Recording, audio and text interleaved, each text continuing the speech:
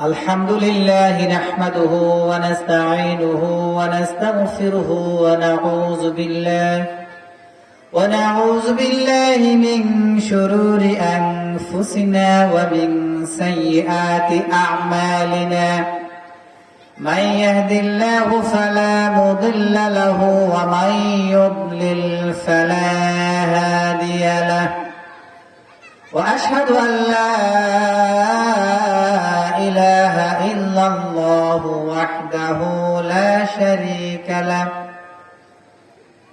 ونشهد أن سيدنا وسندنا وحبيبنا ومولانا محمدا عبده ورسوله الذي أرسله بالحق بشيرا ونذيرا وداعيا إلى الله بإذنه وسراجا منيرا فقد قال الله تعالى في كلامه المجيد والفرقان الحميد সকলে আমার সঙ্গে পড়েন আউযু বিল্লাহি মিনাশ শাইতানির রাজীম বিসমিল্লাহির রাহমানির রাহিম আল্লাযীনা ইম্মাক্কান্নাহুম ফিল আরদি আকামুস সালাতা ওয়া আতাউয যাকাহ أقاموا الصلاة وآتوا الزكاة وأمروا بالمعروف ونهوا عن المنكر ولله عاقبة الأمور صدقت يا رب العالمين وقال رسول الله صلى الله عليه وسلم عن أنس بن مالك رضي الله تعالى عنه قال قال رسول الله صلى الله عليه وسلم من ولي من أمر المسلمين شيئا فغشاهم فهو في النار رواه الطبراني إلى آخر آية إن الله وملائكته يصلون على النبي يا أيها الذين آمنوا صلوا عليه وسلموا تسليما اللهم زور شريف भाई मोहब्बत शरीफ اللهم صل على سيدنا مولانا محمد وعلى آل سيدنا مولانا محمد আরবের বুকে মক্কার তরে যেথায় আমিনার ঘর আল্লাহর করুণা রহমত হয়ে জরসে বারম্বার আল্লাহুম্মা জোরে জোরে পড়েন ভাই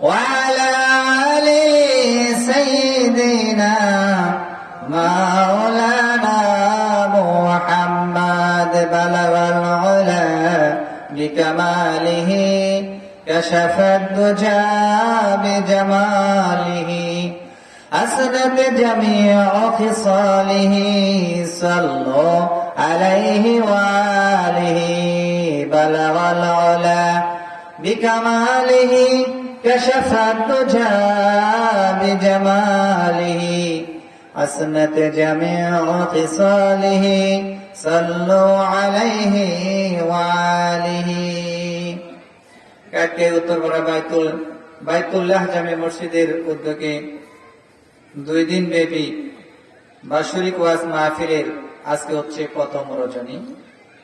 আজকে মাহফিলের সম্মানিত সভাপতি হাফেজ মাওলানা মোহাম্মদ বিরুহাব সাহেব, প্রেস ইমাম, মধুপুর বাসস্ট্যান্ড জামে মসজিদ।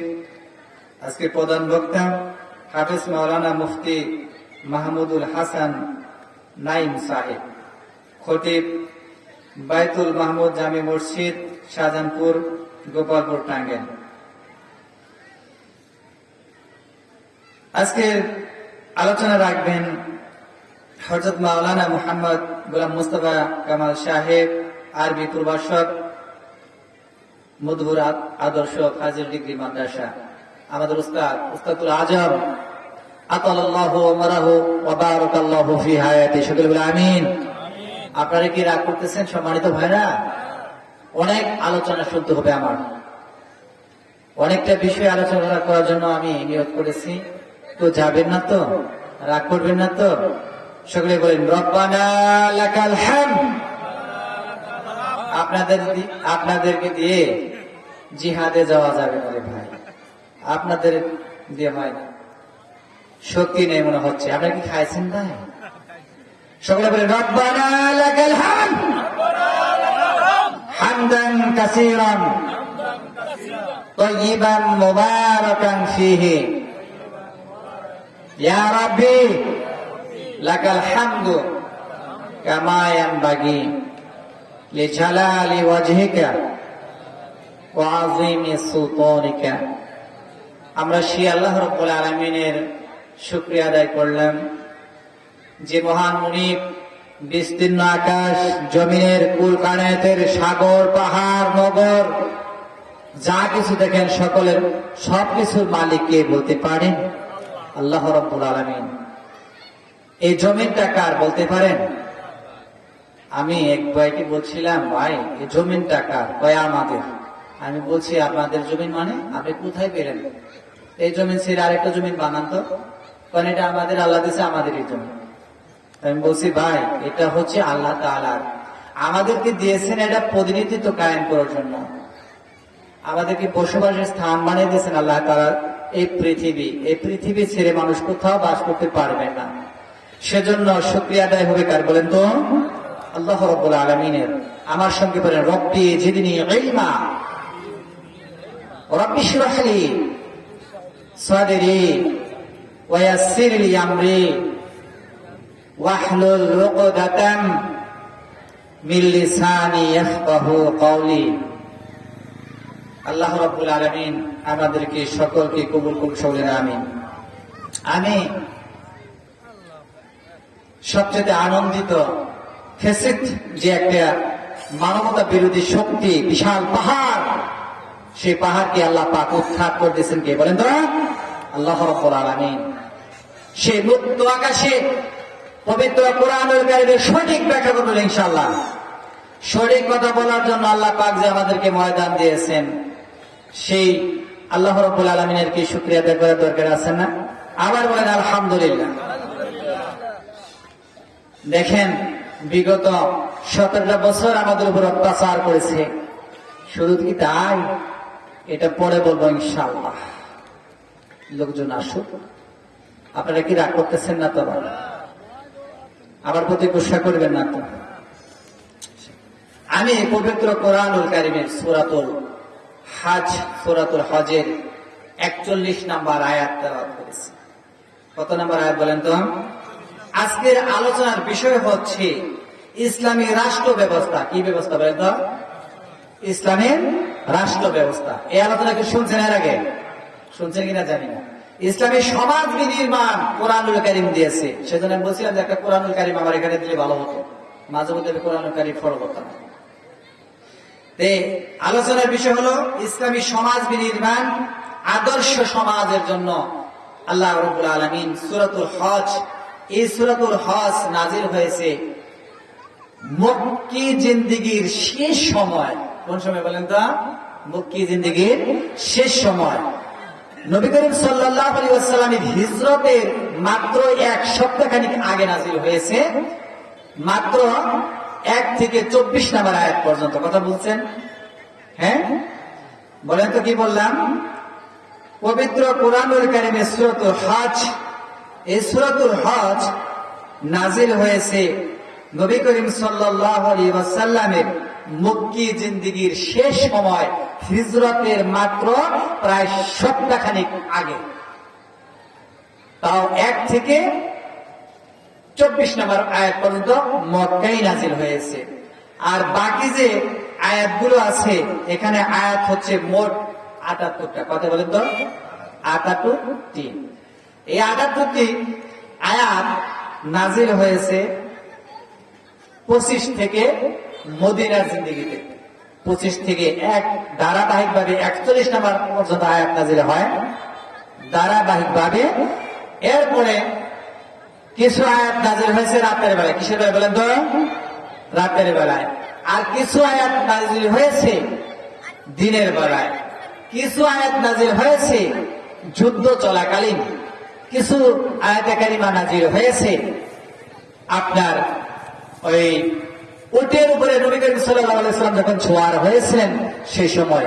আর কিছু আয়াতে কারিমা নাজিল হয়েছে নবী করিম সাল্লাল্লাহু আলাইহি ওয়াসাল্লাম যখন তিনি নিদ্রা তন্দ্রা করতেন, অর্থাৎ ঘুমাইতেন, সেই সময় নাজিল হয়েছে। এই সূরায় মোট আয়াত 78টি আর রুকু হলো 10টি। এই সূরা নবী করিম সাল্লাল্লাহু আলাইহি ওয়াসাল্লাম মক্কি জিন্দেগিতে যে নাজিল হয়েছে, অধিকাংশ মুফাসসিরগণ মতভেদ করেছেন। কেউ কেউ বলেছেন এটা মাদানী, কেউ কেউ বলেছেন মাক্কি। আসলে মাদানী সূরা, যেহেতু শেষের অংশ পূর্ণ আয়াতগুলি নাজিল হয়েছে মদিনার জিন্দেগিতে নবী করিম সাল্লাল্লাহু আলাইহি ওয়াসাল্লামের নবুয়তের জীবনে। এই আয়াতে কারিমা যদি আপনি প্রথম থেকে লক্ষ্য করেন, তাহলে আপনি বুঝতে পারবেন যে আল্লাহ রাব্বুল আলামিন কি সুন্দর করে বলছেন। আল্লাহ রাব্বুল আলামিন বলতেছেন এইভাবে, দেখেন আয়াতের শুরুতেই আল্লাহ পাক বলছেন, ইয়া আইয়ুহান নাসু ইত্তাকু রাব্বাকুম ইন্না যালজালাতাস সাআতি শাইউন আযীম। আল্লাহু আকবার বলেন। আল্লাহ রাব্বুল আলামিন আয়াতের শুরুতে জানিয়ে দেন ইয়া আইয়ুহান নাস। নাস বলা হয়েছে এখানে দুনিয়ার সমস্ত মানব মণ্ডলী, নারীগণ, পুরুষগণ, সকল মানুষের আল্লাহ রাব্বুল আলামিন সকল ধর্মের লোককে সম্বর্ধনা দিয়েছেন। হিন্দু হোক, খ্রিস্টান হোক, বৌদ্ধ হোক, নাসারা হোক, ইহুদি হোক, যেই হোক, সকলের জন্যই আল্লাহ রাব্বুল আলামিন বলছেন ইয়া আইয়ুহান নাস, হে মানব মণ্ডলী, মানব সকল, নাস ইত্তাকু, তোমরা ভয় করো আল্লাহ পাককে। ইয়া আইয়ুহান নাস ইত্তাকু রাব্বাকুম, তোমার রবকে ভয় করো। ইন্না যালজালাতাস সাআতি, নিশ্চয়ই এমন একটি সময় আসতেছে। কোন সময় বলতে পারেন? কিয়ামতের সময়। আল্লাহ পাক বলতেছেন এমন একটি সময় আসতেছে, ইন্না যালজালাতাস সাআতি শাইউন আযীম, সে কিয়ামতের কম্পন যখন মানুষের জন্য শুরু হয়ে যাবে, মানুষের আত্মঘাত হয়ে যাবে, এক বিভীষিকাময় সেদিন শুরু হয়ে যাবে। তাহলে দেখেন আল্লাহ পাক কত সুন্দর করে বলেছেন যে এই সূরার প্রথম আয়াতেই বোঝা যাচ্ছে যে মক্কি জিন্দেগীর শেষ সময়ে এই সূরাটা নাজিল হয়েছে।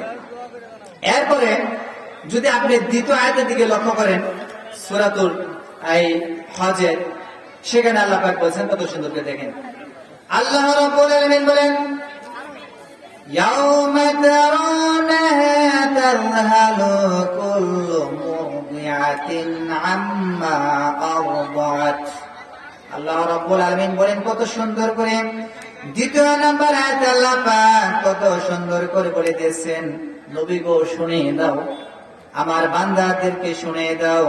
আল্লাহ রাব্বুল আলামিন কত সুন্দর করে বললেন ইয়াউমা তারাউনাহা তাযহালু, সেদিন দেখে যাব কুল্লু মুরদিআতিন, প্রত্যেকটি ব্যক্তি, আম্মা আরদাত, যারা নাকি নিজের ছোট্ট বাচ্চাকে দুধ পান করায়, সেই কিয়ামতের ভয়াবহ দৃশ্য দেখে মানুষেরা নিজের দুধের বাচ্চার কথা মা ভুলে যাবে, মনে থাকবে না।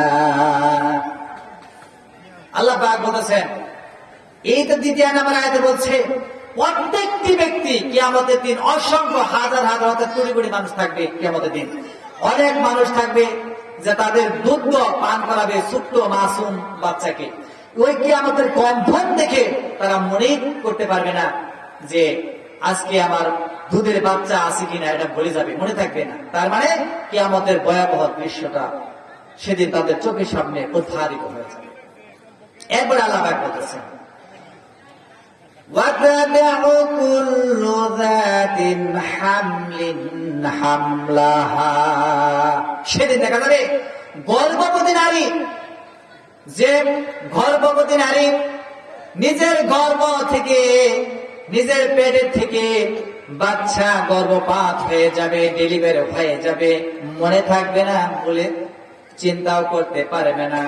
অথচ লক্ষ্য করেন, একটা গর্ভবতী মা গর্ভ যখন তার পাক হয়ে যায়, আল্লাহ পাক যখন তার বাচ্চাকে বের করে দেয়, আল্লাহ রাসূল বলেছেন জিহাদের ময়দানে শহীদ হইলে যে কষ্ট, যে রক্তাক্ত হয়ে গেলে যে কষ্ট, তার থেকেও বেশি কষ্ট সেই মা ওই ডেলিভারির সময় পায়। দেখেন কি কষ্ট সেদিন হয়। অথচ আল্লাহ রাসূল বলেছেন নারী সেরা, পেটের ভিতর থেকে যখন নারী ছেড়ে যখন বাচ্চা বেরিয়ে আসবে, সামান্য একটু চিমটি কাটলে ব্যথা পাওয়া যায় নাকি বলেন ভাই? আপনার রড যদি টেনে টেনে বের করা হয় তাহলে কেমন লাগে? আর গর্ভবতী মায়ের সেই গর্ভ খসে পড়বে, চিন্তাও করতে পারবে না। ও সম্মানিত ভাইরা বসেন, ভাই সম্মানিত ভাই বসেন, অনেক আলোচনা শুনতে হয়, বসেন সম্মানিত ভাই বসেন। তাহলে দেখেন আল্লাহ পাক বলেছেন এরপরে, ওয়াতারান নাস সুকারা, মানুষগুলো দিক বিদিক হয়ে ছুটাছুটি করতে থাকবে, দৌড়াইতে থাকবে। তার মানে হলো আল্লাহ পাক বলেন ওরা নেশা খায় নাই। নেশা খেলে সে মানুষ মাতাল হয়ে দৌড়াদৌড়ি করে, ওরা বুঝে না নাকি বলেন?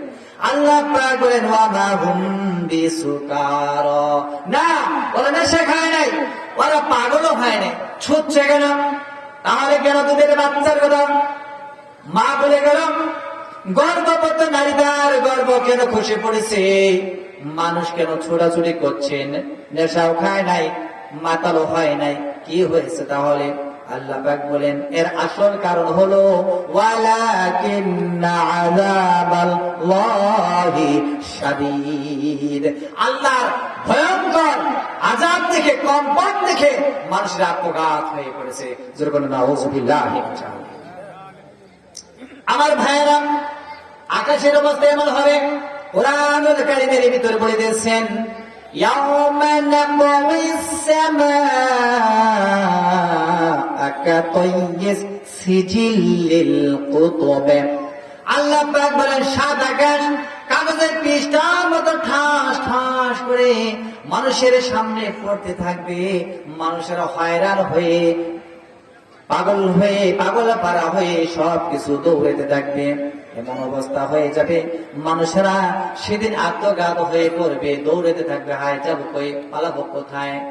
আল্লাহ পাক বলেন কাল্লা লা ওয়াজার, না কখনো কোনো রাস্তা পাওয়া যাবে না।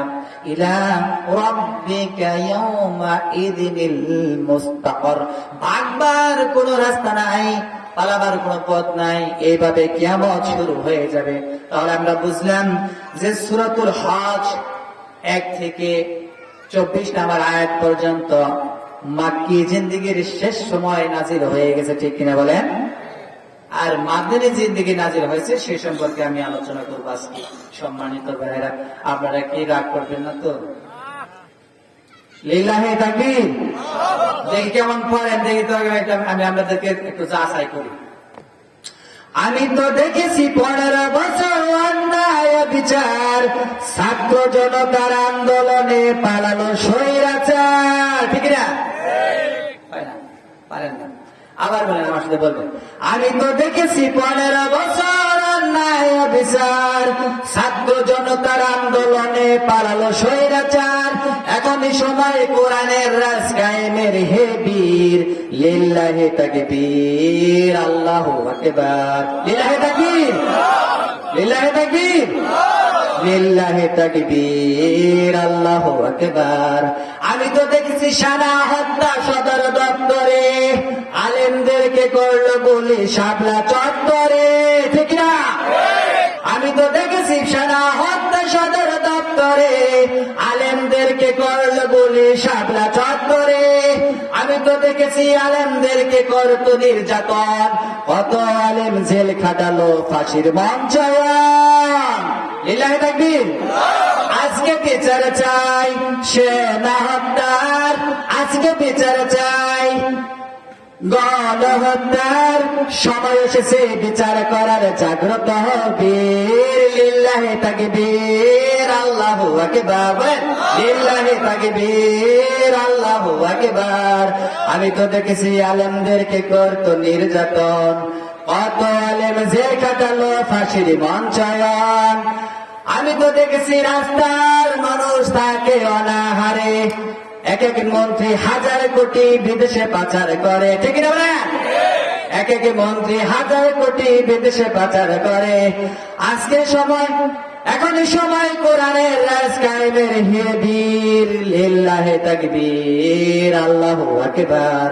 লিল্লাহি তাকবীর, আল্লাহু আকবার। আমি তো দেখেছি, আমি তো দেখেছি, আমি তো দেখেছি গণহত্যা দিনে দুপুরে আকাশ থেকে করলো গুলি হেলিকপ্টারে, ঠিক না বলেন? আমি তো দেখেছি সাইদের উপর করছে নির্যাতন, কত আলেম জেল কাটালো ফাঁসির মঞ্চায়ন। আজকে সময় এসেছে বিচার করার, জাগ্রত হও বীর। লিল্লাহি তাকবীর, আল্লাহু আকবার। লিল্লাহি তাকবীর। একটু একটু বোঝা যাচ্ছে যে আপনারা পারবেন। তাহলে আমি আলোচনা শুরু করি ভাই। হ্যাঁ, মাঝে মাঝে একটু করে আপনাদেরকে গজল শোনাবো, শুনবেন তো? শুনবেন তো নাকি বলেন? ইনশাআল্লাহ। তাহলে আমি আলোচনায় শুরু করি। আমি নবী করিম সাল্লাল্লাহু আলাইহি ওয়াসাল্লামের একটি হাদিস তেলাওয়াত করেছি। হাদিসটা এসেছে তাবরানী শরীফের ভিতরে। হাদিস খানার ভিতরে নবী করিম সাল্লাল্লাহু আলাইহি ওয়াসাল্লাম বলেছেন, হাদিস খানা রিওয়ায়াত করেছেন হযরত আনাস ইবনে মালিক রাদিয়াল্লাহু তাআলা। তিনি বলেছেন, মান ওয়ালিকা আমিরুল মুসলিমিন। এখানে আল্লাহ রাসূল বলেছেন যে মান ওয়ালিয়া মিন আমিরুল মুসলিমিন, যদি কোন মুসলিমদের মধ্য থেকে যদি কেউ দায়িত্ব পায়, কিসের বলেন তো? খেলাফতের, মানে সরকারের। কিন্তু আল্লাহ রাসূল বলতেছেন শাইআন ফাগাশাহুম, যদি ওই ব্যক্তি যদি খেয়ানত করে তাহলে কি হবে? তাহলে হয়ে যাবে ফাগওয়া ফিন্নার, ওই ব্যক্তি হবে জাহান্নামী। কথা বলছেন? তাহলে লক্ষ্য করেন এই হাদিসের ভিতরে যে কথাটা আল্লাহ রাসূল বলেছেন যে মান ওয়ালিয়া মিন আমিরুল মুসলিমিন, যদি কোন ব্যক্তি মুসলিমদের, মুসলিম জাহানের যদি খলিফা হয়, সরকারি যদি দায়িত্ব পায়, আর ওই ব্যক্তি যদি ইসলামের আইন দিয়ে যদি দেশ শাসন না করে, তাহলে যদি এই ব্যক্তি খেয়ানত করে, তাহলে ওই ব্যক্তি যাবে কোথায় বলেন? ফাহুয়া ফিন্নার। আচ্ছা লক্ষ্য করেন 47 সাল থেকে, 47 সালে আমরা আজাদি পেয়েছি নাকি বলেন ব্রিটিশ থেকে। 47 সাল থেকে 1947 সাল থেকে 2024 পর্যন্ত বলতে পারেন কত বছর? 87 বছর। কত বছর? এই 87 বছর বয়সের মধ্যে বাংলাদেশ কি কোরআনের একটি আইন চালু আছে ভাই? আজও চালু আছে? তাহলে ফাহুয়া ফিন্নার, ওই রাষ্ট্রের প্রধান যাবো কই? যতই বাহাদুরি করুক যে আমরা ওই কি বলে মসজিদ বানাইছি, মাদ্রাসা বানাইছিলাম, আছে 1500 বছর আল্লাহ রাসূল বলেছেন হাদিস খানা এখন কি মিলছে ভাই? মিলছে? কথা বলে মিলে গেছে ভাই?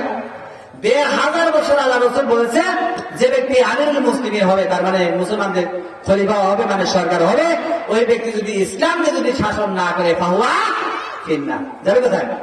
জাহান্নামে। তাহলে দেখছি আমরা এই লোকগুলো কোথায় যাবে? জাহান্নামে। আমি যে আয়াতে কারিমাতে রদ করেছি, আসেন আমার সঙ্গে আয়াতটা শুরু করি। আউযু বিল্লাহি মিনাশ শাইতানির রাজীম। বিসমিল্লাহির রাহমানির রাহিম।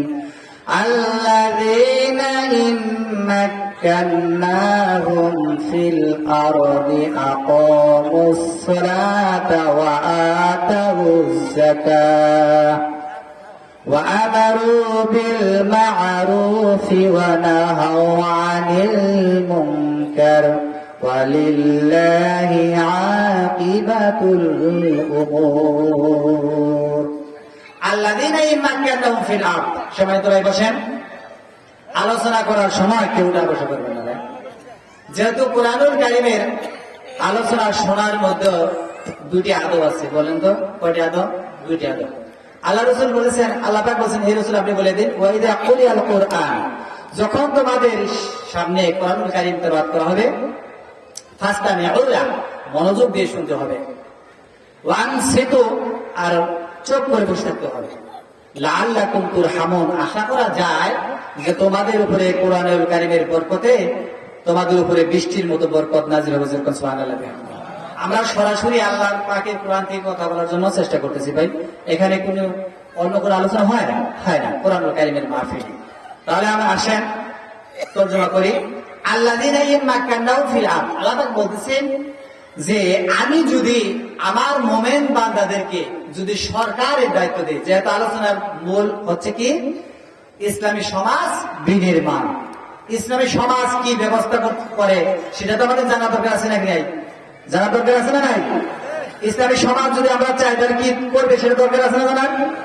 কারণ আমরা তো বহুত দেখলাম 87 বছর বয়সের মধ্যে ইসলামী সমাজ বিনির্মাণ হয়েছে ভাই, ইসলামী সমাজ বিনির্মাণ হয় না। সেজন্য আমাদের দরকার আগামী সংসদে ইসলামী একটি রাষ্ট্র, নাকি বলেন?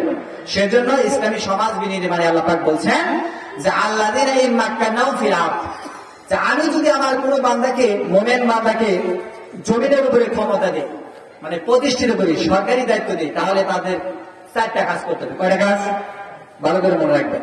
1 নাম্বার হচ্ছে আকামুস সালাত, নামাজে এই সরকারে গিয়েই সরকারে ওয়ার্ডার দিবে, সংসদে আইন পাশ করবে, নামাজ প্রতিষ্ঠা করবে। যখন আলহামদুলিল্লাহ, আর নামাজে ডাকতে হবে না, আর একটা তাবলীগের দরকার হবে না ইনশাআল্লাহ। নামাজের ওয়ার্ডার হবে, নামাজ না পড়লে ভাই জেলখানা যাওয়া লাগবে। কেমন জেলখানা? আল্লাহ রাসূল বলেছেন নামাজ যদি না পড়ে তাহলে যাবজ্জীবন কারাদণ্ড দাও, নামাজ পড়লেও ছেড়ে দাও। জোরে সুবহানাল্লাহ। তো এই আইন যদি চালু হয় ভাই, আমার কি নামাজের জন্য ডাকতে হবে? এই আইন কেন দরকার সেটাও আল্লাহ পাক কোরআনে কারীমে বলছেন। তো এরপর আল্লাহ পাক বলছেন ওয়া আতাউয যাকাত, যাকাত, যাকাত কালেকশন করবে সরকার। তুমি কি শব্দ করে এটা? এটা দেখো, শব্দ করো না ভাই, এটা শব্দ হচ্ছে আর ডিস্টার্ব হয় না কানে বাজে, এটা আমার আলোচনার আরেক দিকে চলে যায়। তাহলে আল্লাহ পাক বলতেছেন ওয়া আমারু বিল মারুফ, ওয়া আমারু, আমরের শিক্ষা, তার মানে এখানে আল্লাহ পাক বলছেন এটা হুকুম, ফরজ। সুবহানাল্লাহ। এখানে আল্লাহ পাক বলছে বিল মারুফ, আদেশ দিবে। 3 নাম্বার সৎ কাজের আদেশ। আমি কি আদেশ দিতে পারবো ভাই? আমি যদি বলি আজকে থেকে নেশা সব বন্ধ হবে ভাই, আমাকে নেশা করলে মার দেওয়া, আর যদি সরকার বলে নেশা বন্ধ হবে না, এই জন্য আল্লাহ পাক বলছে ফরজ, দায়িত্ব, এটা আপনার দায়িত্ব, আপনি করতেছেন না তো। এরপরে আল্লাহ পাক বলছে ওয়া হাওয়ানিল মুনকার, সমস্ত অন্যায়, ফেন্সিডিল, জুয়া, চাঁদাবাজি, মাস্তানি, খুন, দর্শন বন্ধ করে দিবে। সুবহানাল্লাহ। এই সব কিছু বন্ধ করে দিবে কে? বলে তো ইসলামী সমাজ, রাষ্ট্র। এরপরে আল্লাহ পাক বলছে ওয়ালিল্লাহি আকিবাতুল উমুর, আর আমি এটা প্রতিষ্ঠিত করি তোমাদের মতো মুমিন বান্দাদের মধ্যে দিয়ে। সুবহানাল্লাহ। আমি আলোচনা করার আগে তর্জমা করলাম, এটা হলো শাব্দিক তর্জমা। আসেন আমরা একটু আলোচনা করে আসি, ঘুরে আসি, পরে ফিরে আসবো এখানে। আল্লাহ পাক বলতেছেন নবী করিম সাল্লাল্লাহু আলাইহি ওয়াসাল্লামকে বলছেন, দেখেন কেন ইসলামী সমাজ বিনির্মাণে ইসলামের আইনের কেন প্রয়োজন আমাদের জানা দরকার আছে না? ভাই আছে না? কোরআনুল কারীমের ভিতরে আল্লাহ পাক বলেন ইন্না আনজালনা ইলাইকাল কিতাবা বিল হাক্কি লিতাহকুম বাইনান নাসি বিমা আরাকাল্লাহ। আল্লাহু আকবার বলেন। আল্লাহ পাক বলেন ইন্না আনজালনা ইলাইকা, হে রাসূল আমি আপনার উপরে যে কোরআনুল কারীমের আইন দিয়েছি, এটা কিসের কিতাব বলেন তো? আইনের কিতাব। এটা আল্লাহ পাক বলছেন সূরা নিসার 105 নম্বর আয়াতে। কয় নাম্বার?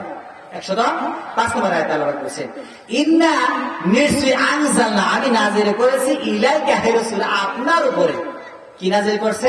এরপর আল্লাহ পাক বলেছেন বিল কিতাবা বিল হক, আল্লাহ পাক বলেন সত্য এবং চূড়ান্ত কিতাবের ভিতরে আমি যে থিওরি দিয়েছি, যে বিধান দিয়েছি, চোরের হাত কাটার আইন দিয়েছি, খুনের বদলা খুন করতে হবে, কেসের কথা বলে দিয়েছি, দর্শন, যে ব্যক্তি দর্শন করে নারীদেরকে তাদেরকে হত্যা করতে হবে, এ কথা বলছে কে বলেন? আল্লাহ পাক।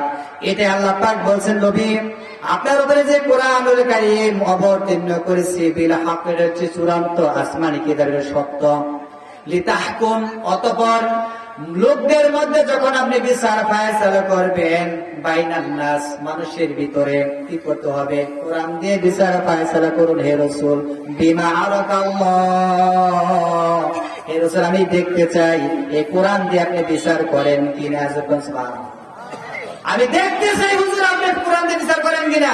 এই কথা বলছে কে বলেন তো? আল্লাহ পাক বলছে। কার বলছে? মুহাম্মদ সাল্লাল্লাহু আলাইহি ওয়াসাল্লামকে বলেছে যে হে রাসূল আমি দেখতে চাই কোরআন দিয়ে বিচার করেন কিনা। আর আল্লাহ পাক বলেছেন কোরআনুল কারীমে অন্যত্র আয়াতে বলছেন ওয়াসবির লিহুকমি রাব্বিকা ফাইন্নাকা বিআয়ুনিনা ওয়াসাব্বিহ বিহামদি রাব্বিকা হিনা তাকুম। আল্লাহ পাক বলতেছেন হে রাসূল আপনার রবের হুকুম আসা পর্যন্ত এই কোরআনের সঠিক ব্যাখ্যা করুন। আপনাকে কে কি করবে আমি কি দেখবো না? আপনি তো আমার চোখের সামনে বানালেন। দেখছেন কে কথা বলছেন? আল্লাহ পাক বলছেন। তাহলে আমরা নামাজের কিছু আলোচনা করি। যেহেতু আল্লাহ পাক ইসলামী সরকার যদি হয়, প্রথমে তাদের দায়িত্ব হবে নামাজ। কি হবে বলে তো ভাই? নামাজ। নামাজ কেন প্রতিষ্ঠিত করতে হবে, ইসলামী সরকারের কেন দায়িত্ব, সে সম্পর্কে আল্লাহ পাক বলেছেন।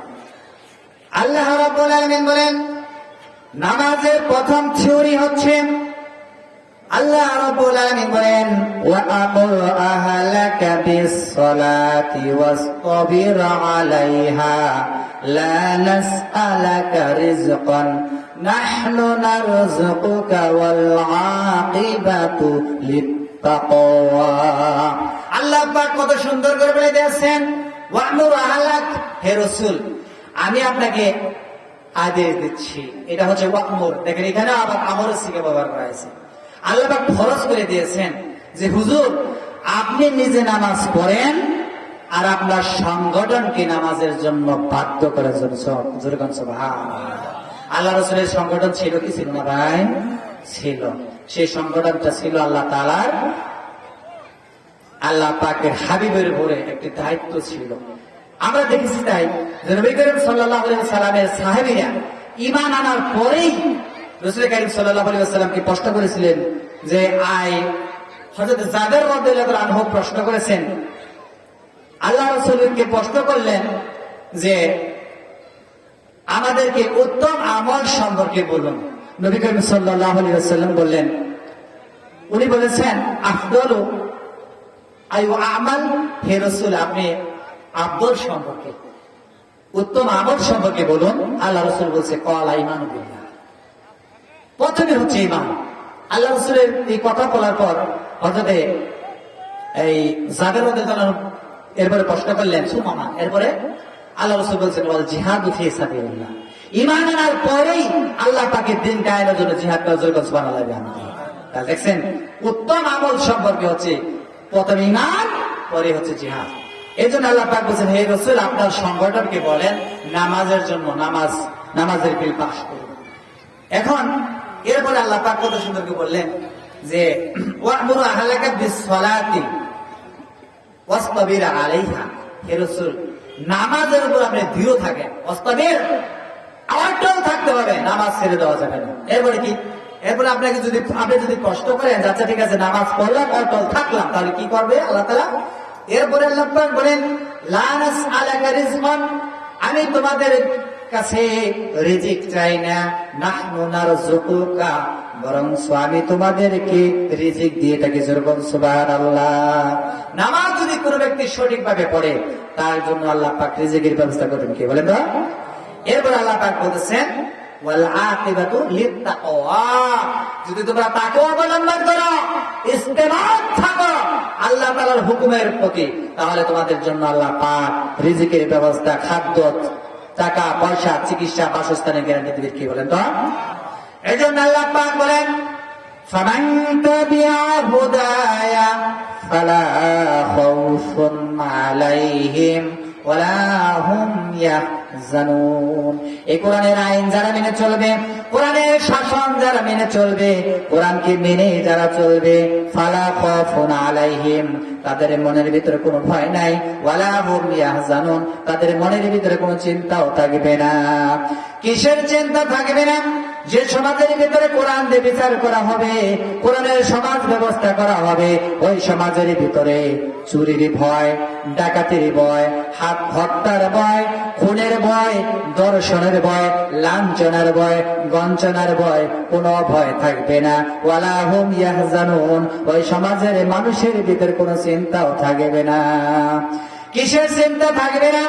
যে সমাজের ভিতরে কোরআনের আইন চালু হয়ে যাবে, ওই সমাজের ভিতরে খাদ্য, টাকা পয়সা, চিকিৎসা, বাসস্থানের গ্যারান্টি ইসলামী সরকার দিবে। যখন সুবহানাল্লাহ, যখন আলহামদুলিল্লাহ। এই ১৫০০ বছর বয়স হয়ে গেছে, কোরআনুল কারীম নাজিল হয়ে গেছে, বাংলাদেশের মানুষ এটা বিশ্বাস করে না। কোরআনুল কারীমের এই থিওরি এরা বিশ্বাস হয় না, নামে মুসলমান। আপনার ভোটার লিস্টে মুসলমান নাম থাকতে পারে, আপনার জাতীয়তাবাদের ভিতরে, পরিচয় পত্রের ভিতরে মুসলমান নাম থাকতে পারে, কিন্তু যদি কোরআনুল কারীমের থিওরি যদি আপনি বিশ্বাস না করেন, আল্লাহর কসম করে বলছি আপনি মুসলমান নন। ঠিক না বলেন? লিল্লাহি তাকবীর। আল্লাহ পাক নামাজের কথা কত সুন্দর করে বলে দিয়েছেন। সংক্ষিপ্ত আলোচনা কেন করব? নামাজ যদি এটা প্রতিষ্ঠিত না হয় তাহলে কি হবে? কিয়ামতের দিন নামাজ যারা পড়ে নাই তাদের অবস্থা এই হবে, তারাই বলবে। দেখেন, আমি বলছি না, কিন্তু নামাজের এই বলবে, যারা বেনামাজি তারাই বলতে থাকবে। কোরআনুল কারীমের ভিতরে আল্লাহ পাক বলে দিয়েছেন, বসে সম্মানিত ভাই, যুবক ভাইরা বসো, তোমাদের ওয়াজ করবো বলেন ইনশাআল্লাহ। বসেন, একটাও চলে যাবে না, বসো। আল্লাহ পাক বলেন, ইয়াওমা ইউকশাফু আন সাকি ওয়া ইউদআউনা ইলা সুদুদি ফালা ইয়াস্তাতিউন। আল্লাহু আকবার বলেন। কিয়ামতের দিন আল্লাহ পাক বলেন, ইয়াওমা ইউকশাফু, তাদেরকে ডাকা হবে, আন সাকি ইলা সুজুদ, যারা নাকি দুনিয়ার ভিতরে নামাজ পড়েছিল আর যারা নামাজ পড়ে নাই, সকলকে আল্লাহ পাক বলবেন, দুনিয়ায় যেভাবে তোমরা নামাজ পড়েছিলে আজকে ওইভাবে আমার সামনে সিজদা দাও। সুবহানাল্লাহ। দুনিয়ায় যেভাবে নামাজ পড়েছিলে ওইভাবে আজকে সিজদা দাও। কিন্তু যারা নামাজ পড়ে নাই তাদের অবস্থা এই হয়ে যাবে। যারা নামাজ পড়েছে দুনিয়ার জীবনে, আল্লাহ পাকের নামাজ প্রতিষ্ঠার আন্দোলনে যারা শরীক হয়েছিল, তারা রুকু করে সিজদা দিয়ে ফেলবে। আর যারা নামাজ পড়ে নাই, আল্লাহ রাব্বুল আলামিন বলেন, ইলাস সুজুদি ফালা ইয়াস্তাতিউন, কিন্তু তারা সেদিন সিজদা দিতে পারবে না। সেদিন তারা সিজদা দিতে পারবে না। সিজদা দিতে যখন আল্লাহ পাক বলেন, অর্ডার করবেন, কিন্তু তারা সিজদার জন্য প্রস্তুত হয়ে যাবে। দেখবে মেরুদণ্ডের হাড় একদম টনটনে খাড়া হয়ে গেছে, আর বাঁকা হয় না, বাঁকা হয় না। সেদিন তারা চিন্তা করবে, হায়, এটা কিন্তু সূরা কলামের 42 নম্বর আয়াত। সূরা কলামের 42 নম্বর আয়াত আল্লাহ পাক বলেছেন, কত সুন্দর করে বলে দিয়েছেন। দেখেন, হারি নামাজ যারা পড়ে না তাদের কঠিন অবস্থা হয়ে যাবে। আল্লাহ, নামাজ, মুসলমানেরা ঠিকভাবে নামাজ পড়ে না। আল্লাহ রাব্বুল আলামিন বলেন, কত সুন্দর করে বলে দিয়েছেন, যারা নামাজ পড়ে না তাদের অবস্থা এই হয়ে যাবে। অথচ দুনিয়ায় আল্লাহ পাক বলেছেন কত সুন্দর করে, খাশিয়াতান আবসারুহুম তারহাকুহুম যিল্লাহ। সেদিন তারা সিজদা দিতে যাবে, কিন্তু সেদিন সিজদা দিতে পারবে না, বরং আল্লাহর সামনে লজ্জায় তাদের চক্ষু যেন বিতস্তত হয়ে পড়বে, মাথা নিচু হয়ে যাবে, চোরের মতো হয়ে খাড়া হয়ে যাবে। কে বলছেন বলেন তো? আবার আল্লাহ রাব্বুল আলামিন বলছেন, কত সুন্দর করে দেখেন, সেদিন চোরের মতো খাড়া হয়ে যাবে। এরপরে আল্লাহ পাক বলেন وَقَدْ كَانُوا يُدْعَوْنَ إِلَى السُّجُودِ وَهُمْ سَالِمُونَ সেদিন তারা দুনিয়ার ভিতরে সুস্থ ছিল, সবল ছিল, কিন্তু বলেছে আমার কাপড় ঠিক নাই। দেখছেন এগুলি বলে কি ভাই? বলে এরকম লোক আছে ভাই। আমি কিন্তু তাদের ইন্ডিকেট করে কথা বলছি না, কোরআনুল কারীম থেকে কথা বলছি। আমি কিন্তু বানাই কথা বলতে জানি না। আমি যদি বানাই বলে আল্লাহ পাক উক্তা করে গান দেখছেন অবস্থা, সেদিনে বানায় কথা বলতে জানি না, কোরআন দেখছি তার কথা বলছি। সেদিন তারা বলবে হা হায়, একটি ইসলামী সমাজ যদি কায়েম হয়ে যেত, রাষ্ট্রের প্রধান থেকে যদি আমাদেরকে অর্ডার দেওয়া হয়তো নামাজ বাধ্য, তাহলে আমরা বেঁচে গেতাম আজকে। দেখছেন সেজন্য ইসলামের সমাজ দরকার আছে না নাই? আছে, সেজন্য সমাজের দরকার আছে।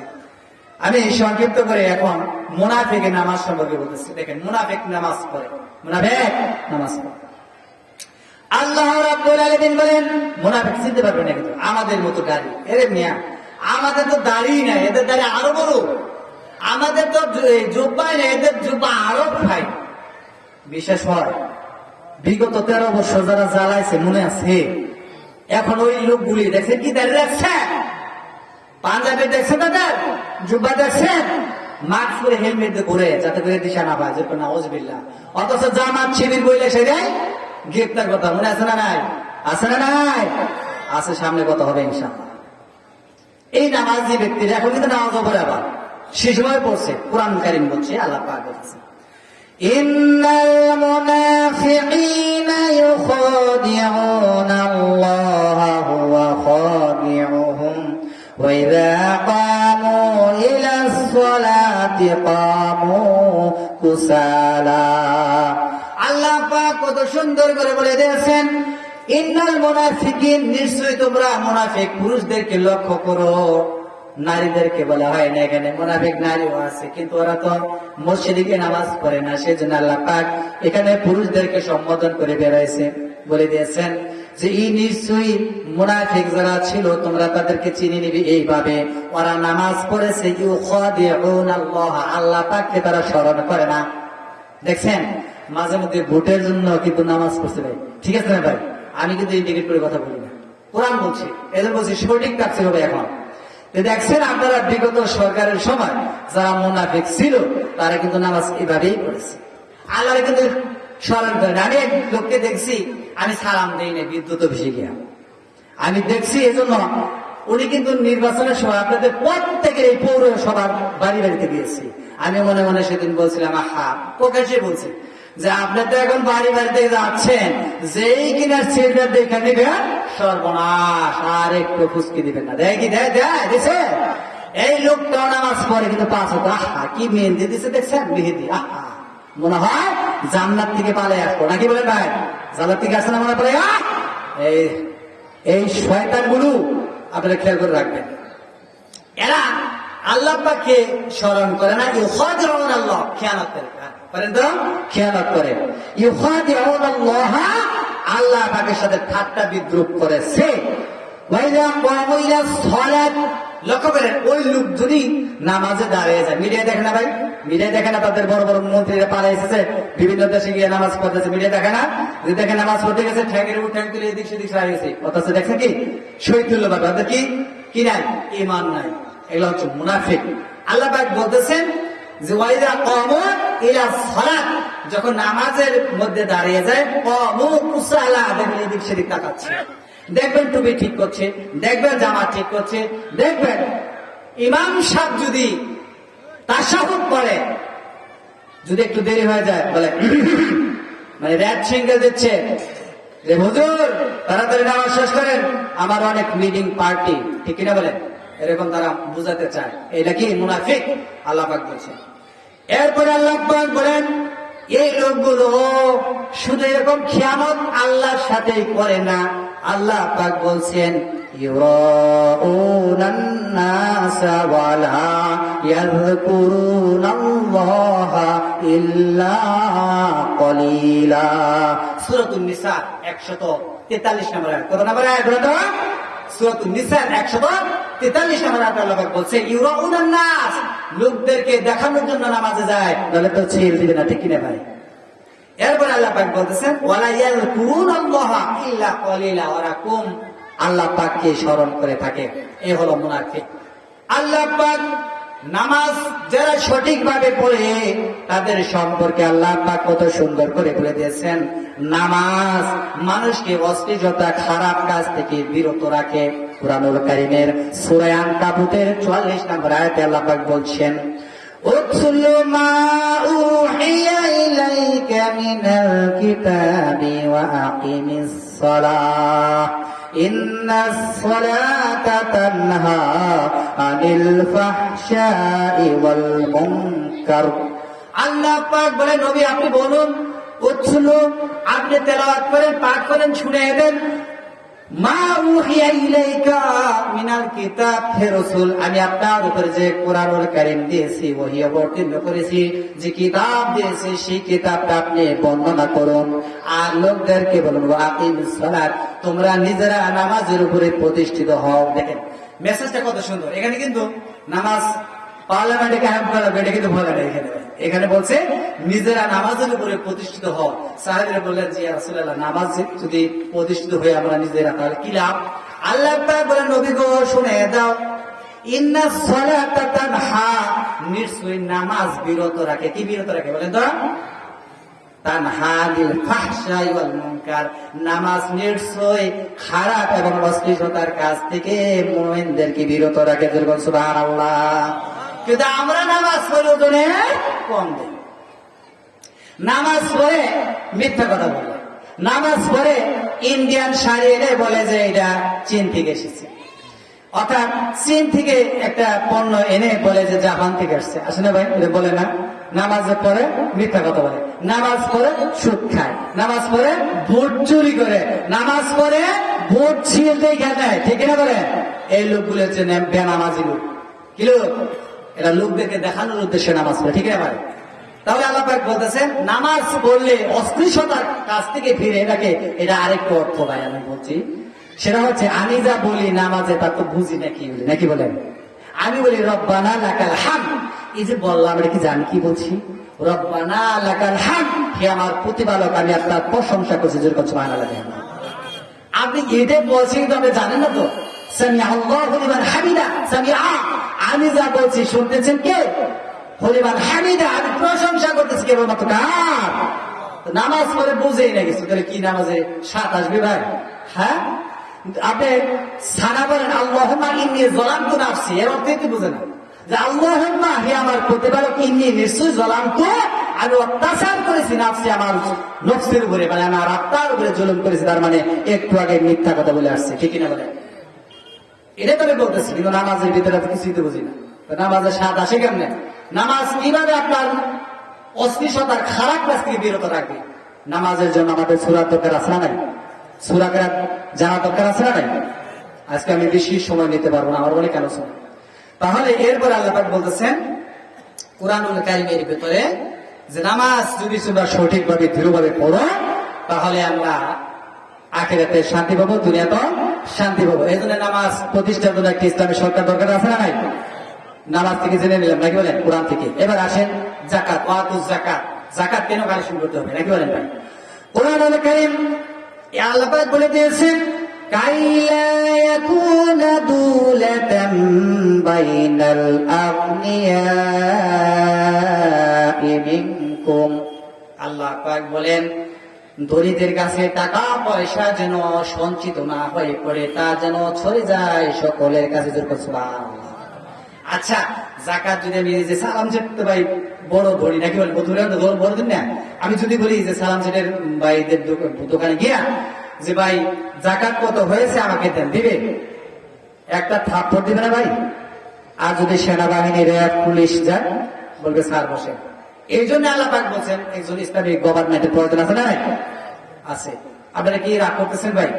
খুলে খুলে বয়ান করতে আল্লাহ পাক বলছেন, আমি খুলে খুলেই বলতেছি, রাগ করার কিছু নেই। এখানে আল্লাহ পাক বলতেছেন কাইলা ইয়াকুনা দুলাতাম বাইনাল আগনিয়া মিনকুম, তোমাদের ধনীদের খাতে যেন টাকা পয়সা সঞ্চিত না হয় করে। আমার ভাই, আমরা একটা হিসাব করেছি ইসলামী ব্যাংকের মাধ্যমে, সেটা হচ্ছে 10,000 কোটি টাকা প্রত্যেক বছরে যাকাত কালেকশন হবে। কত হাজার কোটি টাকা? 10,000 কোটি টাকা যদি প্রত্যেকটা গরিবের দেওয়া হয় তাহলে আমার হিসাবে দেখা যাচ্ছে 1 লক্ষ করে টাকা প্রত্যেক গরিব লোকেরাই প্রত্যেক বছরে পাবে। আলহামদুলিল্লাহ। তাহলে তাই পরিশ্রম করা লাগবে, পরিশ্রম করা লাগবে। তাহলে ইসলামের দুশ্মন আপনার মতো ঠেলাওয়ালা করবে নাকি ওই যে বড় লোকেরাই করবে? বলেন বলেন, আপনি ঠেলাওয়ালারা করবে না বড় লোকেরাই করবে? বলেন। ইসলাম প্রতিষ্ঠিত হলে তো জাকাত দেওয়া লাগবে, টাকা দেওয়া লাগবে, মুশকিল না? সেই জন্য এমনি এমনি যাতে মাথা তালে ঠিক আছে। এই জন্য আল্লাহ পাক বলেন জাকাত এমন একটি ইবাদত, আল্লাহ পাক বলেছেন জাকাতের টাকা যদি 1 পয়সা যদি না দেয় কি হবে? আর জাকাত আদায় করে কে? সরকার। কোরআনুল কারীমের ভিতরে আল্লাহ পাক বলে দিয়েছেন, আল্লাহ রাব্বুল আলামিন বলেন এটা হলো টাকার জাকাত, তাই না? শতকরা 2.5 টাকা, হাজারে কত টাকা?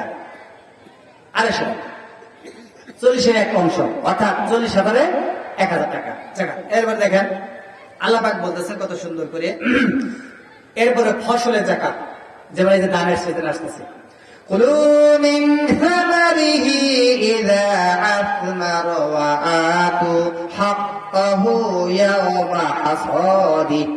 কুলু মিন সামারিহি, তোমরা ফল ফলাদি, ধান, গম, জব, তারপরে খেজুর, আঙ্গুর, বেদনা, যা ফল আছে তোমরা খাও, কিন্তু আল্লাহ পাক বলতেছে ইয়ামা হাসদি, যেদিন পাকবে কেটে আনবা বাড়িতে, ওই দিনে আমার হকটা আদায় করে দাও। সুবহানাল্লাহ।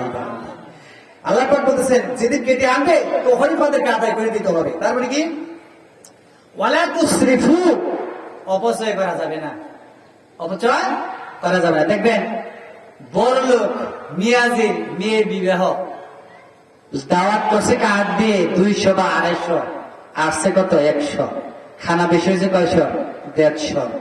কিন্তু সারা রাত গেল, কোন গরিবকে দিল না। আল্লাহ রাসূল বলেছেন যখন কোন বিবাহের অনুষ্ঠান হবে দেখে দেখে গরিবদেরকে দাওয়াত দিতে। সুবহানাল্লাহ। আপনার মতো গরিবের দাওয়াত দিবে ইসলামের সরকার ছাড়া দিবে? ভাই ইসলামের সরকার ছাড়া দিবে? দিবে না তো ভাই। এই খাবার নষ্ট হলে অখাদ্য আর কুখাদ্য কোন সময় দেবে? গতকাল আগামীকাল সকাল আসলে দেখবে যে গন্ধ গন্ধ হয়ে গেছে। পাড়ার মানুষকে বলবে, মসজিদে ঘোষণা দেবে, ভাই খাওয়া বেশি হয়ে গেছে, যার যার খাবারের দরকার, পোলাও মাংস রয়েছে নিয়ে যান। দেয় না? দেয় না মিয়াজিরা? দেখেন অখাদ্য আর কুখাদ্য দিতে বলছে কে? কোন বেয়াদব বলেছে তোমাকে আমি জানতে চাই। আর আল্লাহ বলছে টাটকা খাবার দাও। আল্লাহ পাক বলতেছে কত সুন্দর করে যে তুমি যে মানেরটা খাবা ওই মানেরটা দিতে হবে। সুবহানাল্লাহ। সূরা আলে ইমরানের ভিতরে বলছে, আমি অত লম্বা কথা চাচ্ছি না। এরপরে আল্লাহ পাক বলতেছেন ওয়ালা তুসরিফু, অপচয় করবা না, ইন্নাহু লা ইউহিব্বুল মুসরিফিন, নিশ্চয়ই আল্লাহ তাআলা অপচয়কারীদেরকে ভালোবাসেন না। এরপরে তো যাকাত আদায় করবে ইসলামিক গভর্নমেন্ট। কে আদায় করবে বলেন তো? এটা আমি বললামই যে তারা সেট বা সালাম সেটের দোকানে যদি যাই আমাকে দিবে না, সরকার আসছে দিতে বাধ্য। নাকি বলেন? যাকাত 8টা খাতে বয়ান করতে হবে। কত খাতে ব্যয় করতে হবে? 8টা খাতে বন্টন করতে হবে। কোরআনুল কারীমে সূরা তাওবা আয়াত নম্বর 7, 8 রুকু আল্লাহ পাক বলছেন, মহান আল্লাহ রাব্বুল আলামিন বলেন, ইন্নামাস সাদাকাতু লিল ফুকারা'i ওয়াল মাসাকিনি ওয়াল আলিমিনা আলাইহা ওয়াল মুআল্লাফাতি কুলুবুহুম ওয়া ফির রিকাবি ওয়াল গারিমিনা ওয়া ফি সাবিলিল্লাহ وفي سبيل الله وابن السبيل فريضة من الله والله عليم حكيم। আল্লাহ রাব্বুল আলামিন বলেন ইন্নামাস সাদাকাতু লিল ফুকারা, 1 নাম্বার হচ্ছে যাকাত আদায়। যাকাত খাবে কি বলে? তো সম্মানিত ভাইরা কথা বলবেন না, আলোচনার সময় কথা বলতে নেই। সম্মানিত ভাই রাগ করতেছেন আমার কথায়? রাগ করতেছেন? কষ্ট পাচ্ছেন? অনেক কষ্ট হচ্ছে? এই তো ছেড়ে দেবেন। আল্লাহ পাক বলেন নিশ্চয়ই 8টা খাত হিসাব করে রাখেন। ইন্নামাস সাদাকাতু, নিশ্চয়ই সাদকা এবং যাকাতের মাল, লিল ফুকারা, প্রথম খাবে হলো ফকির। ফকির যারা যে বিজ্ঞানী আমরা জানি। তারপরে আল্লাহ পাক বলছেন ওয়াল মাসাকিন, 2 নাম্বার হচ্ছে মাসাকিন। মাসাকিন কি বলতে পারেন? যেমন সালাম ছেড়ে ধরেন অনেক বিজনেস, বিশাল বড় বিজনেস, কিন্তু হঠাৎ করে সব ব্যবসা শেষ, টাকা আর এক পয়সাও নাই, বাড়িও নাই, সব ব্যাংকের মাধ্যমে চলে গেছে। এখন ওই সালাম ছেড়ে একটা ছেলে কি হাত পাততে পারবে ভাই? হাত পাততে পারবে? তার ভদ্রতায় বাঁচবে না? সে কখনো কামলা দেয় না, কাজ করে নেয় দিন মজুরি, সে কি করতে পারবে? আল্লাহ পাক বলেন যাকাত আদায় করে ওই গরিব ভদ্র লোকটাকে দাও। কারণ হচ্ছে উনি আতরদের সময় দেয়, নামাজও পড়ে, কিন্তু পেটে খাবার নাই, কারো কাছে বলে না যে আমি খাই নাই। আল্লাহ পাক এর জন্য বলছে যাকাত ওয়াল মাসাকিন। মাসাকিন হচ্ছে চিটাগঙ্গের ধনী, মধুপুরে এসে গরিব হয়ে গেছে, যেমন টাকা পয়সা সব ছিনতাই হয়ে গেছে, এক পয়সাও নাই, তাহলে ওরে কিছু টাকা দিয়া বাড়ি পর্যন্ত ফিরে দেয়। সুবহানাল্লাহ। এর নাম হলো ইসলাম ভাই। ইসলাম তো জানি না, এগুলো মুশকিল হচ্ছে ভাই এখানে। আমার ওই গরিব ভদ্রটাকেও দেও। সুবহানাল্লাহ। 2 নাম্বার গেল না? 3 নাম্বার ওয়াল আলিমিনা আলাইহা। যাকাত আদায় করবে সরকার। এই আলিমিনা আলাইহা এর অর্থ কি করবেন আপনারা? আপনারা যে বারবার টাকা নেন মাদ্রাসার নাম নিয়ে, যে মাদ্রাসা যাকাত দেন, এখানে আছে মাদ্রাসার কথা বলছে, তাহলে এই অর্থ কি করবেন? এরপরে আল্লাহ পাক 3 নাম্বার গেল বলে আলিমিনা আলাইহা, যাকাত আদায় করবে সরকার, গভর্নমেন্ট। এরপরে কি? এরপরে আল্লাহ পাক বলছে ওয়াল মুআল্লাফাতি কুলুবুহুম। এরপরে যাকাত খাবে হিন্দু, খ্রিস্টান, ইহুদি, নাসারা, বৌদ্ধ, যারা মানুষ তারাই করে। সুবহানাল্লাহ। গরিব যদি হয় তাদেরকে কাপড় কিনে দাও, টাকা দাও, বাড়ি না থাকলে বাড়ি দাও, কিন্তু ওদের কিন্তু মন্দিরের জন্য দেওয়া যাবে না ভাই। চিকিৎসা করা যাবে, সবটা করা যাবে, কিন্তু আর মানুষ যাকাতের থেকে আল্লাহ রাসূল যখন এই যাকাত কালেকশন করলেন, মদিনায় যখন এই বিপ্লব করাইলেন, আল্লাহ রাসূল যখন প্রেসিডেন্ট ছিলেন, যখন হিন্দুদেরকে যখন যাকাত দিত, তখন বলো যে আমরা তো খামোখাই মুহাম্মদ সাল্লাল্লাহু আলাইহি ওয়াসাল্লামের সাথে বিরোধিতা করেছি। ইসলামে এত ভালো, আমরা আর জীবনেও এত সুন্দর কোন ধর্ম দেখি রেজুল সুবহানাল্লাহ। আপনারা কি দেন যাকাতের টাকা?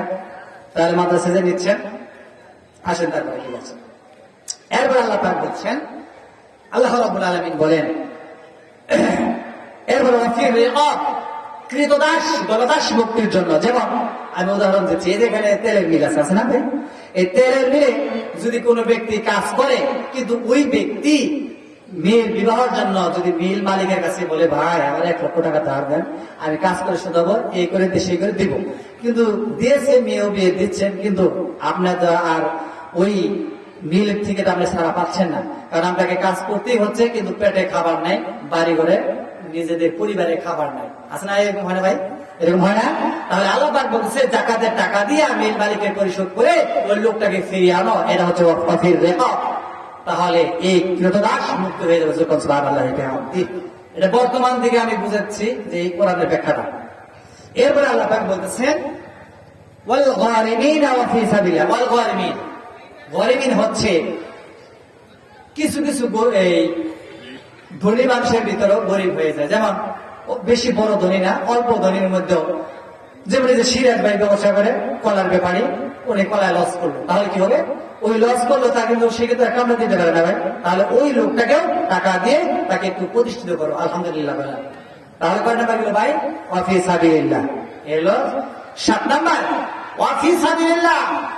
আল্লাহ রাস্তায় সরকার, গভর্নমেন্ট মিসাইল তৈরি করার জন্য, ব্যালিস্টিক ক্ষেপণাস্ত্র তৈরি করার জন্য ইসলামী গভর্নমেন্ট সেনাবাহিনী তৈরি করবে, অস্ত্র তৈরি করবে। এবার সাবিল, সাইলদেরকে, প্রবাসী যারা আছে, দেখেন কোরআন কি বলছে, প্রবাসী যারা জীবন যাপন কাটায় ভাই, লক্ষ লক্ষ টাকা কিনে নেয় না তারা, কিন্তু ধরুন এখন লেবাননে গেছে, লেবানন যুদ্ধ চলতেছে না, মুসলিমদের সাথে যুদ্ধ চলতেছে, তাহলে ওই দেশে গেলে আপনি কি যুদ্ধরত দেশে গিয়ে আপনি কামাই করতে পারবেন? রুসে করতে পারবেন? এদিকে তো আপনার সুদ আলাদা ঠিকই টাকা নেব, দেখে আছে না, তাহলে আপনি বাড়ি ঘর ব্যস্ত টাকা শোধ হয় না। আল্লাহ পাক বলছে প্রবাসী যারা জীবন যাপন করে ওদেরকেও টাকা দিয়ে ওদেরকে মুক্ত করে দাও। জোর করে আলহামদুলিল্লাহ। ফারিদাতান মিনাল্লাহ। এই 8টি বন্টন আমায় আল্লাহ তাআলার পক্ষ থেকে বলেন কে দিয়েছে? আল্লাহ পাক দিয়েছে। তাহলে এখানে কি মাদ্রাসার কথা বলছে, মসজিদের কথা বলছে? তারা আপনি নেন যে আমরা এটা করবো না। আসেন কোরআনুল কারীমে আল্লাহ রাব্বুল আলামিন বলছে, দেখেন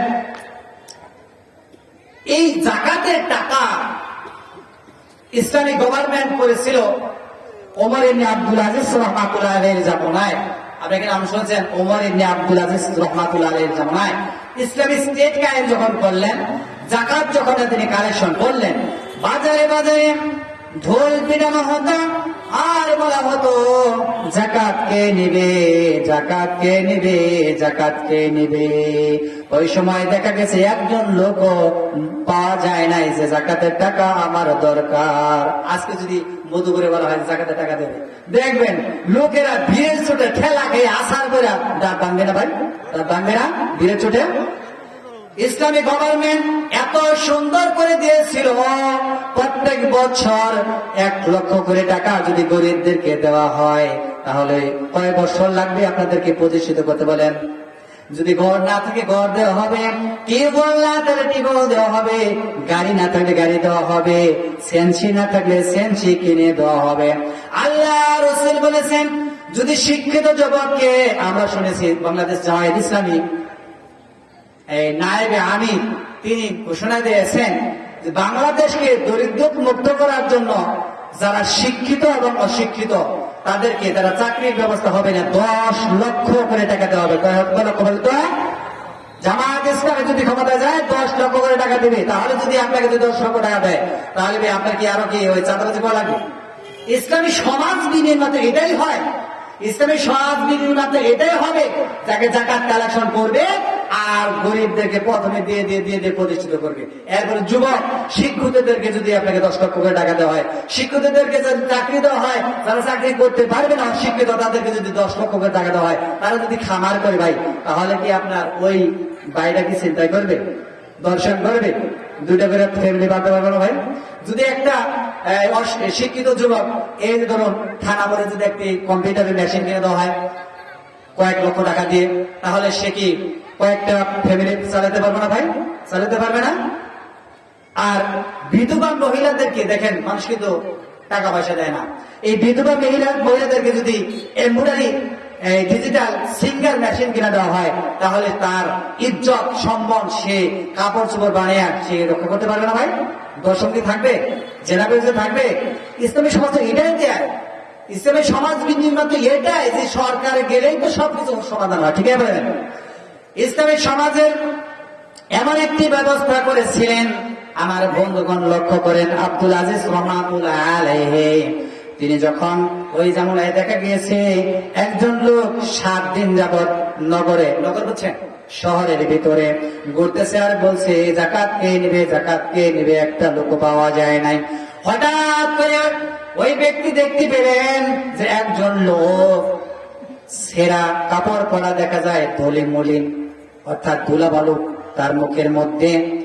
যে লোকটা 3 দিন ধরে খুঁজতেছে, 7 দিন যে ব্যক্তি খুঁজতেছে ওইটা ব্যক্তি পেয়ে গেছে।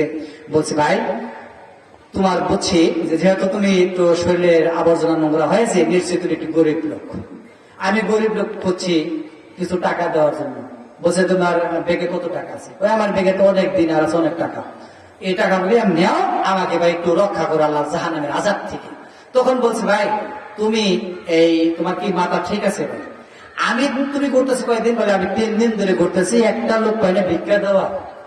তারপরে বলছে তুমি যে আমার এই বস্তাটা দেখছো, এই বস্তা কি? বলে যে না, এই বস্তাতে সম্পূর্ণ স্বর্ণ মুদ্রা টাকা। তুমি করতেছো 3 দিন, আমি 7 দিন ঘুরে একটা লোক পাইলাম না ভিক্ষা দেওয়ার। সুবহানাল্লাহ। ইসলামের নাম সেই সমাজকে আপনারা চান?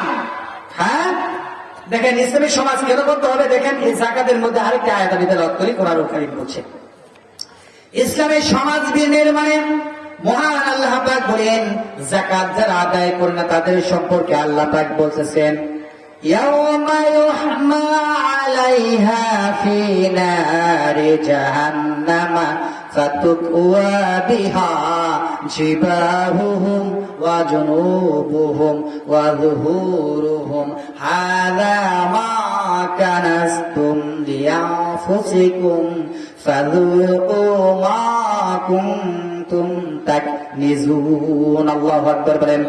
আল্লাহ পাক বলেন যারা যাকাত আদায় করলো না, ক্ষেত খামারের ফসলের যাকাত যারা দিল না, কুরআনুল কারীম বলছে ইয়াউমা ইউহমা আলাইহা, এমন একটি সময় আসবে কিয়ামতের দিন, ফি নারি জাহান্নাম, জাহান্নামের আগুন দিয়ে ওই টাকাগুলি, স্বর্ণগুলি, সম্পত্তিগুলি সিল বানানো হবে। কি বানানো হবে? সিল বানাইয়া ফাতুকুয়া বিহা জিবাহুম, তাদের পৃষ্ঠদেশে অর্থাৎ পিঠের মধ্যে বুকের মধ্যে গালের মধ্যে যখন সেক লাগানো হবে, একবার সেক লাগানোর পর ওই লোকগুলি দেখা যাবে মাথার মগজ গলে গলে টকবক করে পড়তে থাকবে। জোরকানা নাউজুবিল্লাহ।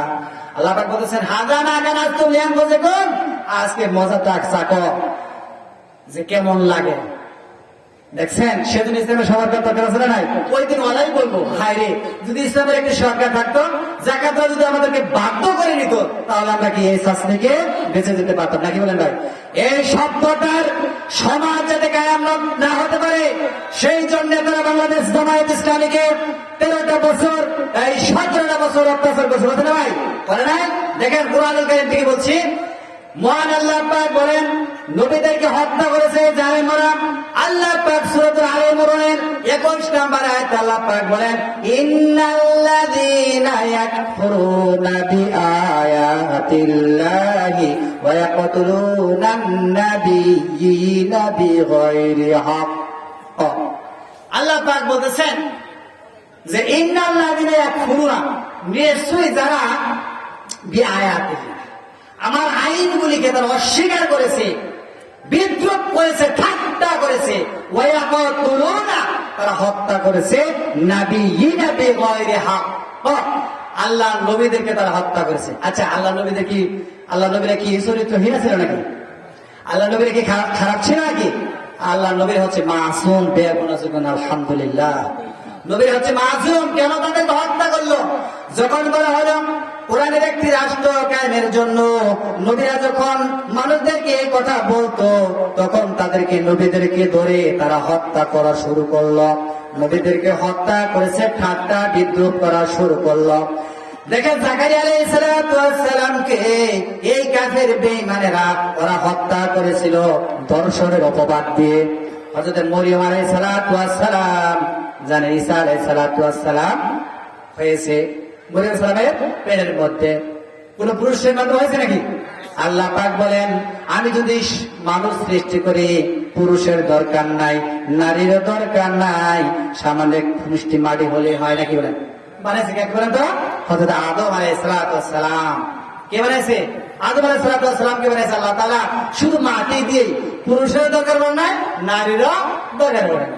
আল্লাহ পাক বলেন পুরুষ ছাড়াই আমি মানুষ বানাইবো। কিভাবে বানাবো? হযরত মরিয়ম আলাইহিস সালামের পেটের ভিতরে আল্লাহ পাক সন্তান দিলেন। হযরত ঈসা আলাইহিস সালাম মিহরাবের ভিতরে তিনি ছিলেন খাদেম, মসজিদের খাদেম ছিলেন। হযরত মারিয়াম আলাইহিস সালামের ওই মাঝে মধ্যে হযরত জাকারিয়া আলাইহিস সালাম ওনাকে খোঁজ খবর নেওয়ার জন্য তিনি যাওয়া আসা করতেন। এই কাফের বেঈমানরা বলল মরিয়মের গর্ভের ভিতরে যেহেতু সন্তান এসে গেছে, নিশ্চয়ই এই কাজ অমক করছে। জোরকানা নাউযুবিল্লাহি মিন যালিক। নাউযুবিল্লাহ বলেন এই শয়তানগুলো নবীদেরকেও মেরেছে। সর্বশেষ জাকারিয়া আলাইহিস সালামকে জীবন্ত আল্লাহর পয়গম্বরকে কোরআন দিয়ে দুই টুকরা করে ফেলেছিলেন। জোরকানা নাউযুবিল্লাহি মিন যালিক। নবীদের চরিত্র খারাপ ছিল? ছিল। কিসের জন্য বললো? এই কোরআনুল কারীমের আয়াতগুলি বলার কারণে। বিআয়াতিল্লাহ, যারা আল্লাহর হুকুমত প্রতিষ্ঠিত করতে চায় তাদেরকে তারা হত্যা করেছে। এরপরে কি আল্লাহ বলেন ওয়ায়াকতুলুনাল্লাযীনা ইয়া'মুরুনা বিল কিসতি মিনান নাস। আল্লাহু আকবার বলেন। এরপরে নবীদের দায়িত্ব কি কার? বলেন তো। আমার আর আপনার নবীদের দায়িত্ব কার? নবী কি আর আসবে? আর আসবে না। নবীদের দায়িত্ব আল্লাহ পাক বলেন হে রাসূল আপনি আপনার উম্মতদেরকে বলিয়া দিন, নবীদেরকে এভাবে তারা হত্যা করেছিল, আপনাকে উহুদের ময়দানে যে রক্তাক্ত করছে এই বেঈমানগুলি কিয়ামত পর্যন্ত থাকবে। এদের নাম থাকে সেকুলারিজম, বুঝছেন? ধর্মহীনতা, সমাজতন্ত্র, তার ক্যাপিটালিজম, তারপরে সোশ্যালিজম, এই সমস্ত তাদের মতবাদ। জাতীয়তাবাদ, সমাজবাদ, পুঁজিবাদ, তারপর ধর্ম নিরপেক্ষবাদ। এগুলা কার মতবাদ? বলেন তো। শয়তানের মতবাদ। এইদেরকে যারা ভোট দিচ্ছেন জানেন তো, তওবা করার সময় আছে। এটা আস্তে আস্তে নাম আলোচনা সেটা বলবো আমি ইনশাআল্লাহ। এরপর আল্লাহ পাক বলছে ওয়ায়াকতুলুনাল্লাযীনা ইয়া'মুরুনা, এখানে আমর থেকে দেখেন হুকুমত, ইসলামী হুকুমত যারা প্রতিষ্ঠিত করতে চায় তাদেরকে হত্যা করেছে, ঠিক না? আমি দেখছি আমার ভাই আল্লামা দেলোয়ার হোসেন সাঈদী সাহেবকে ওরা হসপিটালে নিয়ে হত্যা করলো, ঠিক আছে? বলেন হত্যা করলো না? মীর কাসেম ভাই আমার ভাই মন্ত্রী ছিল, 2 জন মন্ত্রী ছিল, মতিউর রহমান নিজামী ছিল না? 2 জন মন্ত্রী তাদের 4 হাতের মধ্যে বাংলাদেশের ইতিহাসে কেউ বলতে পারবে না জামায়াত ইসলামের মন্ত্রীরা 1 পয়সা স্বজন প্রীতি তারা লুটে করে খাইছে। বলতে পারবে? মাইক্রোস্কোপ যন্ত্র দিয়ে, সিসি ক্যামেরা দিয়ে খুঁজে বেড়েছে হাসিনা সরকার। পাইছে? পায় নাই। এটা হচ্ছে আদর্শিক একটি সংগঠন বাংলাদেশ জামায়াত ইসলামী। এই সংগঠনকে নিষিদ্ধ করার জন্য আল্লাহ পাক বলেছেন, ওরা চেষ্টা করলো ইউরিদুনা লিইউতফিউ নূরাল্লাহি বিআফওয়াহিহিম আল্লাহু মুতিম্মু নূরিহি ওয়ালাউ কারিহাল কাফিরুন। আল্লাহু আকবার বলেন। এই আয়াত কারিমা নাযিল হয়েছে নবী করিম সাল্লাল্লাহু আলাইহি ওয়াসাল্লামের 3য় হিজরির পরে, উহুদের যুদ্ধের পরে 5-6 দিন চলাকালীন ওরা বলেছিল যে 70 জন সাহাবী শহীদ করে ফেলেছি, মুহাম্মদ সাল্লাল্লাহু আলাইহি ওয়াসাল্লাম এখন খতমের পথে। নাউযুবিল্লাহি মিন যালিক।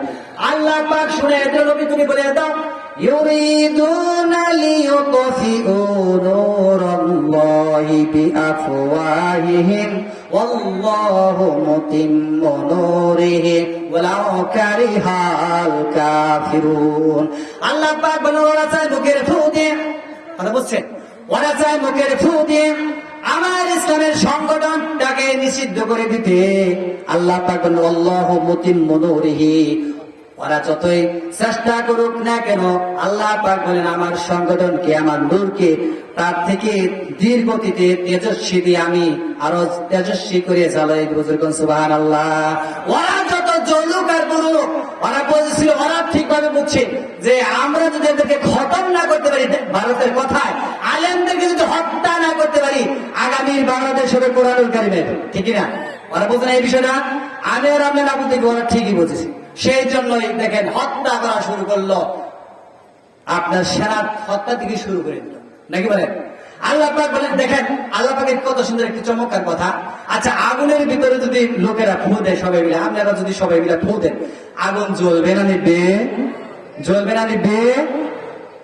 ওই সময় ওরা ফু দিয়েছিল, আমাদের সংখ্যা বেশি ছিল না, এখন কয়েক গুণ আল্লাহ পাক বাংলাদেশ জামায়াত ইসলামী করে দিয়েছেন। আলহামদুলিল্লাহ বলেন। আগামী বাংলাদেশ হবে কোরআনের বাংলাদেশ। ঠিক আছে ভাই? আল্লাহ পাক বলেন, যতই ওদের মনের ভিতরে জ্বালা যন্ত্রণা হোক না কেন আমার নূরকে পূর্ণতা পাওয়ার দিয়ে দান করবে। যেরকম সুবহানাল্লাহ। আমার আল্লাহ রাব্বুল আলামিন বলেন, ওরা সংগঠনকে নিষিদ্ধ করে করতে থাকছে। বলেন ভাই, ভাই ওরা কি শুধু আমাদের উপরে অত্যাচার করছে? ভাই আমাদের উপরে দেখেন, বাংলাদেশ জামায়াত ইসলামী সংগঠনের উপরে শুধু অত্যাচার করে থামে রাখে। দেখেন আলেমদেরকে বয়ান হত্যা করেছে। আমার কথা তো বলতে হবে, হুজুর একটু সময় দিয়ে। আপনি এই মির্জাবাড়ি ইউনিয়নের চেয়ারম্যান ছিলেন, বর্তমানে যিনি ছিল পালাত্মক, এই শয়তানটা, আমি এর নাম দিয়েছি কাল আক। এর অর্থ হচ্ছে আকাশ পক্ষী বুতুম পেঁচা। কেন দিয়েছি? ওর নাম কিন্তু সুন্দর, ওর নামে এটা শোভা পায় না। সে ওর চেম্বার হচ্ছে পালবাড়ি মুড়ে। তিনি বলেছিল যে মুহাম্মদ সাল্লাল্লাহু আলাইহি ওয়াসাল্লাম চরিত হয়ে গেছে। নাউযুবিল্লাহ। সেদিন আমার মাথার চুল দাঁড়ায় গেছে। আমি কি করে, আমি এটা শুনছি আমার নিজ কানে, আমি চোখে দেখেছি ওর অভ্যাসটা। তিনি বললেন, হযরত যায়েদ রাদিয়াল্লাহু আনহু মুতার যুদ্ধে শহীদ হয় নাই, জাফর শহীদ হয় নাই, আব্দুল্লাহ শহীদ হয় নাই। এই 3 জন সাহাবীর ব্যাপারে বললেন যে আল্লাহ রাসূল ছিল নাউযুবিল্লাহ চরিত্রহীন। আল্লাহ রাসূল জানতেন যারা শহীদ হবে, তাহলে কেন ওই যুদ্ধে পাঠাইলো? হযরত যায়েদ রাদিয়াল্লাহু আনহুর ব্যাপারে আমরা জানি কোরআনের কারীমের আয়াত নাযিল হয়েছে সূরা আযাদের ভিতরে, যে আল্লাহ রাসূল বলেছে যায়েদ যে স্ত্রী তালাক দিয়েছে, 3 মাস 3 দিন যাওয়ার পরে পবিত্র হওয়ার পরে হুজুর আপনি বিয়ে করবেন, যাতে করে পালক পুত্রদের ব্যাপারে ভবিষ্যতে কোনো সমস্যা না হয়। ঠিক আছে? আমরা মুসলমান, আমাদের কিয়ামত পর্যন্ত আমরা থাকবো না, তাহলে সমস্যা থাকে কি? সমস্যা না। যদি এটা সমাধান যদি না হয় সমস্যা না। সেজন্য পালক পুত্র হচ্ছে দিনী ভাই, তার স্ত্রী সে যদি মারা যায়, স্ত্রীকে আপনি বিয়ে করতে পারেন। তাহলে এই কথাটা উনি উল্টে বললো, তিনি জানেন যে এই মুতার ময়দানে শহীদ হবে, তাকে শহীদের হওয়ার জন্য মৃত্যুর মুখে পাঠিয়ে দিয়া নিজে ওই স্ত্রীটা বিয়ে করছে। যেরকম নাউযুবিল্লাহ। এই জালেম, এই শয়তানটা দেখেন, আবার এই যে বুধনবাড়ি এবং মধুপুরের একজন আসনের নির্বাচিত না, এটার নামও দিছে, আমি এর নাম কি বলেন তো? এটা হলো ভোগা দিছে, কারণ হলো ভোগা সরকার। এই শয়তানটা বলো আবার যদি আমরা ক্ষমতায় যেতে পারি তাহলে ইসলামের রাষ্ট্রটা আমরা মুছে দেবো। এই শয়তান শুধু এটিতে থেমে থাকে নাই ভাই, আরো অনেক কথা বলেছে। শুধু কি তাই? শুধু কি তাই ভাই? আর একটু সময় নেই হুজুর, আমি একটু কথা বলে শেষ করবো। আচ্ছা, সংক্ষেপ করতেছি ভাই। তাহলে দেখেন, শুধু তাই না, ওরা বাছাই করছে। দেখেন, খ্রিস্টান ইহুদিরা ইসলামের বিরুদ্ধে করবে, কিন্তু এরা বাছাই করে নেয় মুসলমানদের কিছু কুলাঙ্গার লোক, বাছাই করে নিয়েছে আহমদ শরীফকে। কি বলছে বলেন? আহমদ শরীফ। আহমদ না, আহমদ হচ্ছে যিনি প্রশংসা করতে পারে দ্বিগুণ, তার নাম হচ্ছে আহমদ। আর এর নাম হচ্ছে আমি আহমদ শারিক। শারিক অর্থ হলো দুষ্ট, শরীফ হলো ভদ্র। এই শয়তানটা বলছে বিবাহ মানি না, নাউজুবিল্লাহ। সৃষ্টি করতে মানে না, সৃষ্টিরে বলে সৃষ্টি করতে বানাইছে, নাউজুবিল্লাহ। এই শয়তানগুলো তারা টাকা দিয়ে কিনেছে। আমরা ফেসবুকে দেখছি বারবার কিছুদিন করবে জামায়াত ইসলামের বিরুদ্ধে খালি কথা।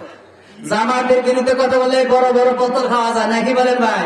জামাতের বিরুদ্ধে কথা বললে টাকা পাওয়া যায়, হাতে পাওয়া যায়। সেই জন্য এত মধুদি শিবির শিবির। আরে ভাই, শিবিরের নাম আছে দেখছেন? জামাত শিবিরের ভিতরে আমি মেলা দিন কাজ করছি, আমি নিজে শিবিরে গেছি। এদের মতো চরিত্র মানুষের কোথা দেখি?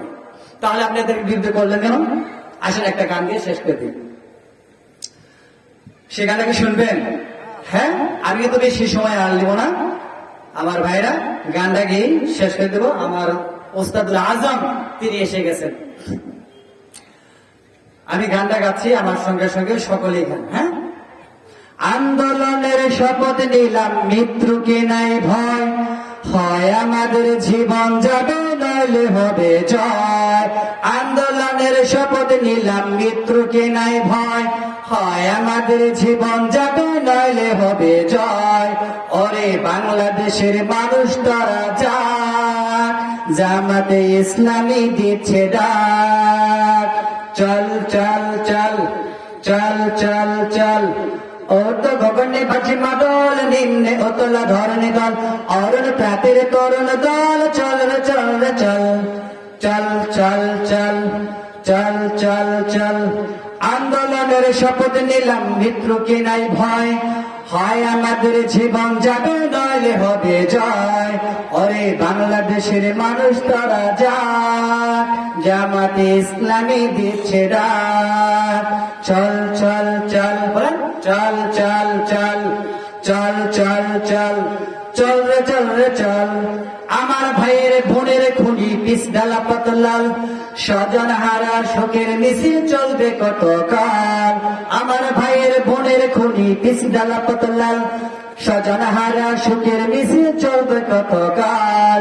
নিরাপদে ফিরবো বাড়ি সেই অধিকার চাই, নিরাপদে ফিরবো বাড়ি সেই অধিকার চাই।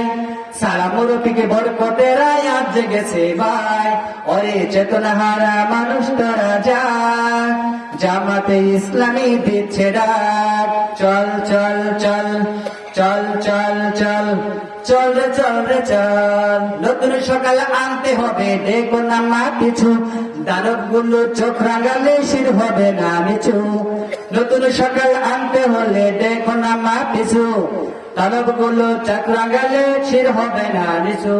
তোমার কোলে ফিরবো মাগো বিজয় নিয়ে তবে, আমরা যদি না জাগি মা কেমনে সকাল হবে। ওরে বাংলাদেশের মানুষ তারা যাক, জামাতে ইসলামী দিচ্ছে ডাক। ভাই সম্মানিত ভাইরা, বাংলাদেশ জামাতে ইসলামী 300 আসনে নির্বাচন করার জন্য তারা আমরা প্রার্থী দিয়েছি, নিজেরাই আমরা ভোট দিয়ে দিই। তাহলে মধ্যপুরে এবং দমবারে আসনের একজন আপনারা পাবেন, সেটা ডিসেম্বরে বলা হবে।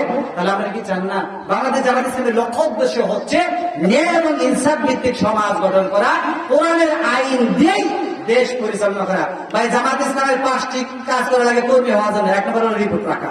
দেখেন জামাত ইসলাম কিন্তু আপনারা করতে চাবেন এখন শুনলে, সেটা হচ্ছে 1 নম্বর রিপোর্ট রাখা, 2 নম্বর হচ্ছে সংগঠনের প্রোগ্রাম উপস্থিত থাকা, 3 নম্বর হচ্ছে আল্লাহ যে মাল দিয়েছে তা থেকে 5% সংগঠনকে দিয়ে দেওয়া, 4 নম্বর হচ্ছে দাওয়াতি কাজ করা, 5 নম্বর হচ্ছে আপনার সামাজিক কাজ করা। রিপোর্ট টাকার অর্থ হচ্ছে আপনার নামাজ 5 ওয়াক্ত পড়তে হবে জামাতের সাথে, প্রত্যেকদিন কোরআনের আয়াত পড়তে হবে অর্থ সহকারে, এরপরে হাদিস পড়তে হবে অর্থ সহকারে, একটা বলেন, দুইটা বলেন, তিনটা বলেন, পড়তে হবে। ইসলামিক সাহিত্যিক পড়তে হবে দৈনিক 1 পৃষ্ঠা, 5 পৃষ্ঠা, 10 পৃষ্ঠা। তারপরে আপনাকে দাওয়াত কাজ করতে হবে, মানুষের সামাজিক কাজে এগিয়ে যেতে হবে। এরপরে আপনি সারাদিনে মিথ্যা কথা বললেন কিনা, এশার নামাজ করে সভ্যতার করেন আল্লাহ আজকে দিনে একটা মিথ্যা কথা হয়েছে, আগামীকাল যেন মিথ্যা না হয়। তাহলে এই 5টি কাজ যারা করে জামাত ইসলামের কর্মী হওয়ার জন্য তাদেরকে যোগ্য হিসেবে ঘোষণা করা হয়।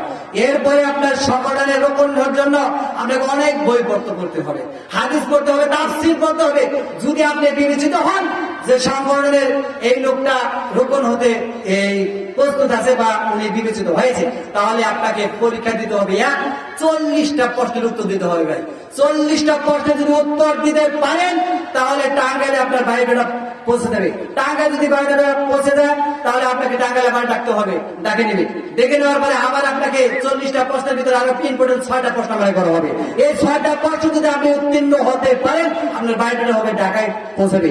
ঢাকা থেকে টিম এসে আপনাকে দেখবে যে আপনি মাগিবাজি করেন কিনা, মদ খান কিনা, অন্যের হক ঠকান কিনা, সুদ খান কিনা, ঘুষ খান কিনা, অন্যের কি বলে চাঁদাবাজি করেন কিনা, মাস্তানি করেন কিনা, ট্যান্ডেলবাজি করেন কিনা, ভাইয়ের হক দেন কিনা, এই সকল কাজ যদি আপনি উত্তীর্ণ হন এরপরে আপনাকে ঘোষণা দেওয়া হবে, আপনাকে শপথ দেওয়া হবে, কুল ইন্না সালাতি ওয়া নুসুকি ওয়া মাহইয়ায়া ওয়া মামাতি লিল্লাহি রাব্বিল আলামিন। বলো আমার নামাজ, আমার কোরবানি, আমার জীবন, আমার মৃত্যু সবটা একমাত্র আল্লাহর জন্য।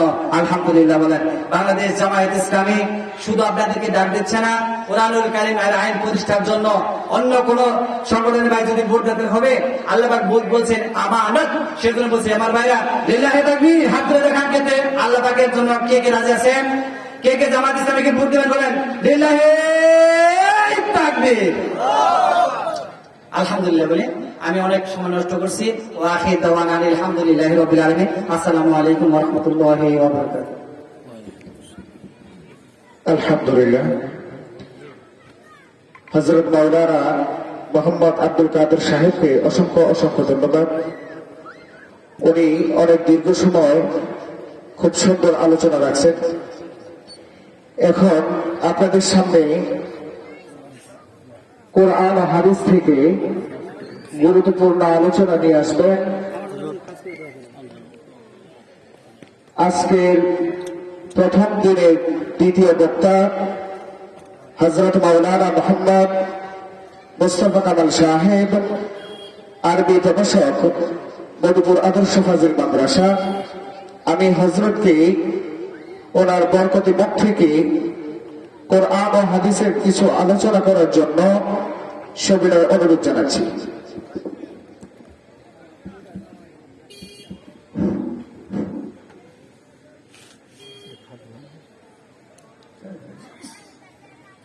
আসসালামু আলাইকুম ওয়া রাহমাতুল্লাহ।